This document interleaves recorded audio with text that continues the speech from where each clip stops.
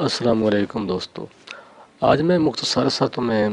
بتا رہا ہوں کہ یہ جو حضرت عثمان غنی کے دور کی جو ابتدائی دن تھے نا، حضرت عثمان غنی کے ابتدائی جو ہی انہوں نے وہ عہد خلافت سنبھالا، تو اس میں حضرت عبداللہ بن عمر جو کہ حضرت عمر کے بیٹے تھے اور حضرت عثمان غنی، ان کے درمیان ایک تنازع پیدا ہو گیا جو کہ بہت شدید صورت اختیار کر گیا تھا۔ اس کے میں تھوڑا تمہیں پس منظر بتا رہا ہوں اس ویڈیو میں۔ اصل میں ہوا یہ کہ جب ابو لولو فیروز،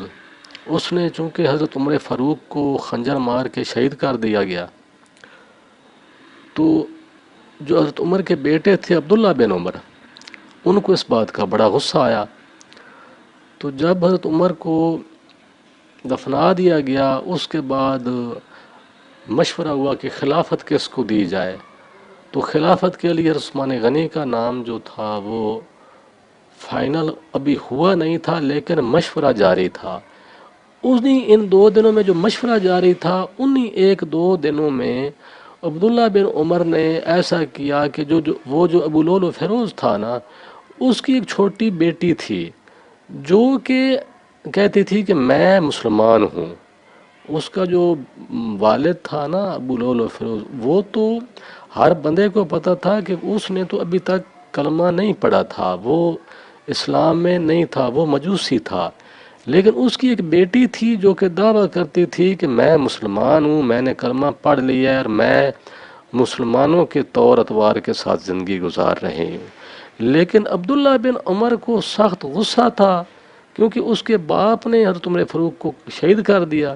تو اس وجہ سے عبداللہ بن عمر نے ابو لولو فیروز کی اس بیٹی کو قتل کر دیا۔ اور دوسرا کام عبداللہ بن عمر نے یہ کیا کہ ایک عیسائی تھا جو کہ مدینہ میں مسلمانوں کو کچھ دنیاوی تعلیم دیتا تھا، تو وہ اس کو بھی عبداللہ بن عمر نے قتل کر دیا۔ تو اس پر حضرت عثمان غنی نے مشورہ کیا لوگوں سے کہ یہ جو اس نے 2 قتل کیے ہیں، میرے نزدیک یہ دونوں قتل ہیں ناحق،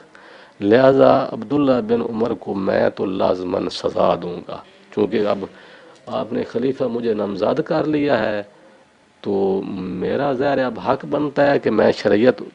جو شرعی قوانین ہیں ان پر عمل درآمد کراؤں۔ تو اس وجہ سے وہ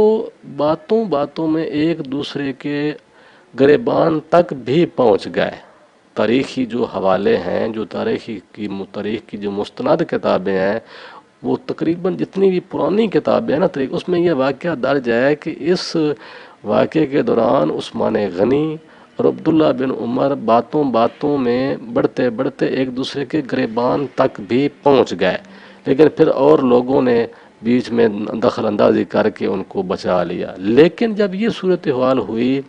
تو حضرت عثمان غنی اس پر بضد ہو گیا ہے کہ میں اس سے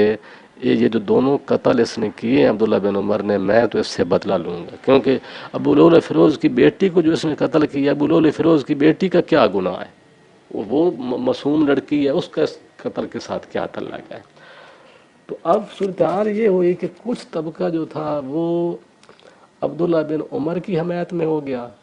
کہ بھئی اس نے جو کام کیا ہے، وہ کچھ مسلمان اس کی حمایت میں ہو گئے عبداللہ بن عمر کی، اور کچھ جو مسلمان تھے صحابہ وہ عثمان غنی کی حمایت میں ہو گئے۔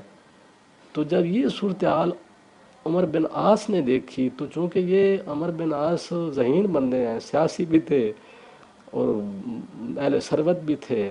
تو انہوں نے مشورہ یہ دیا حضرت عثمان غنی کو کہ چونکہ یہ جب آپ خلیفہ بن گئے تو یہ قتل آپ کی خلافت سے پہلے ہوئے ہیں، اس وقت آپ خلیفہ نہیں تھے، صرف آپ کی خلافت کے بارے میں بھی مشورہ ہو رہا تھا، تو اس وقت آپ تو خلیفہ تھے نہیں، لہذا یہ واقعہ ہوا ہے آپ کی خلافت سے 1 دن 2 دن 3 دن پہلے ہوا ہے، اس لیے آپ اس کا قصاص نہیں لے سکتے۔ ہاں البتہ یہ ہے کہ ایسا کریں کہ یہ جو دونوں بندے ہیں، ابو لولو فیروز کی بیٹی اور دوسرا وہ جو بندہ انہوں نے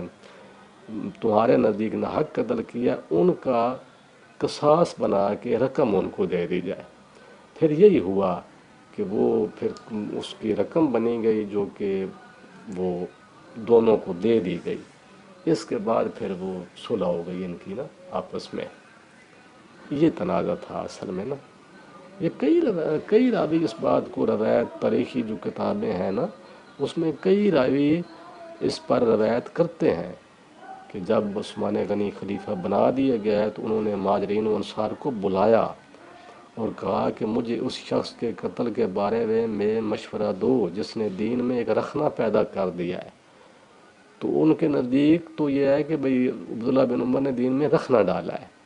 اس معاملے میں عثمان نے کافی سختی کی لیکن پھر عمر بن عاص کی مداخلت پر جو ہے نا وہ معاملہ رفع دفع ہو گیا.